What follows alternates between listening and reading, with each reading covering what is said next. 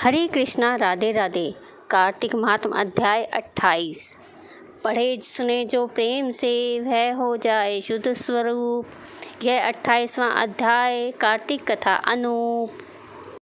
धर्मदत्त ने पूछा, मैंने सुना है कि जय और विजय भी भगवान विष्णु के द्वारपाल हैं। उन्होंने पूर्व जन्म में ऐसा कौन सा पुण्य किया था जिससे वे भगवान के समान रूप धारण करके वैकुंठ धाम के द्वारपाल हुए। दोनों पार्षदों ने कहा, ब्राह्मण पूर्व काल में तृणबिंदु की कन्या देवहूति के गर्भ से महर्षि कर्दम की दृष्टि मात्र से ही 2 पुत्र उत्पन्न हुए। उनमें से बड़े का नाम जय और छोटे का नाम विजय विख्यात हुआ। पीछे से देवहूति के गर्भ से योग धर्म के जानने वाले भगवान कपिल उत्पन्न हुए। जय और विजय सदा भगवान की भक्ति में तत्पर रहते थे। वे नित्य ही अष्टाक्षर मंत्र का जाप और वैष्णव व्रतों का पालन करते थे। एक समय राजा मरुत ने उन दोनों को अपने यज्ञ में बुलाया। वहाँ जय ब्राह्मण बनाए गए और विजय आचार्य। उन्होंने यज्ञ की संपूर्ण विधि पूर्ण की। यज्ञ के अंत के पश्चात राजा मरुत ने उन दोनों को बहुत धन दिया। धन लेकर दोनों भाई अपने आश्रम पर गए। वहाँ उस धन का विभाग करते समय दोनों में परस्पर लाग टांग पैदा हो गई। जय ने कहा, इस धन को बराबर बांट लिया जाए। विजय का कहना था कि नहीं, जिसको जो मिला है वह उसी के पास रहे। तब जय ने क्रोध में आकर लोभी विजय को श्राप दिया, तुम ग्रहण करके देते नहीं हो, इसलिए ग्रह अर्थात मगरमच्छ हो जाओ। जय के श्राप को सुनकर विजय ने भी श्राप दिया, तुमने मद से भ्रांत होकर शापो दिया है, इसलिए तुम मातांग अर्थात हाथी की योनि में जाओ। तत्पश्चात उन्होंने भगवान से श्राप निवृत्ति के लिए प्रार्थना की।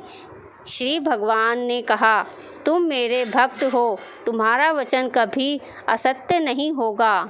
तुम दोनों अपने ही दिए हुए इन श्रापों को भोगकर फिर से मेरे धाम को प्राप्त होगे। ऐसा कहकर भगवान विष्णु अंतर्ध्यान हो गए। तदंतर वे दोनों गंड नदी के तट पर ग्रह और गज हो गए।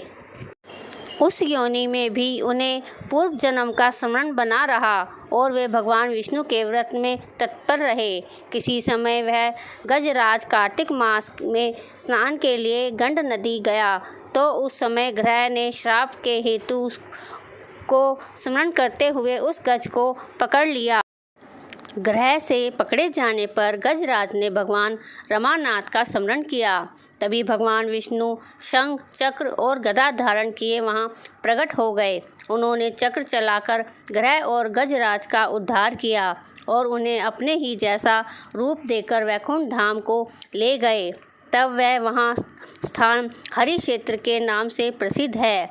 वे ही दोनों विश्वविख्यात जय और विजय हैं और भगवान विष्णु के वे द्वारपाल हुए। धर्मदत्त, तुम भी ईर्ष्या और द्वेष का त्याग करके सदैव भगवान विष्णु के व्रत में स्थिर रहो।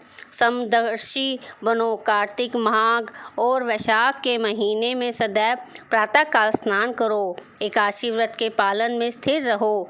तुलसी जी के बगीचे की रक्षा करते रहो। ऐसा करने से तुम भी शरीर का अंत होने पर भगवान विष्णु के परम पदों को प्राप्त होगे। भगवान विष्णु को संतुष्ट करने वाले तुम्हारे इस व्रत से बढ़कर ना यज्ञ है, ना दान है और ना ही कोई तीर्थ है। विप्रवर, तुम धन्य हो जिसके व्रत के आधे भाग का फल पाकर यह स्त्री तुम हमारे द्वारा वैकुंठ धाम में ले जाई जा रही है। नारद जी बोले, हे राजन, धर्मदत्त को इस प्रकार उपदेश देकर वे दोनों विमानचारी पार्षद उस कलह के साथ वैकुंठ धाम को चले गए।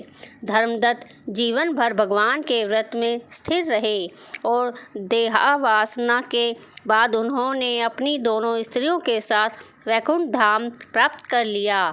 इस प्राचीन इतिहास को जो सुनता है और सुनाता है वह जगत गुरु भगवान की कृपा से उनका सानिध्य प्राप्त करने वाली उत्तम गति को प्राप्त करता है।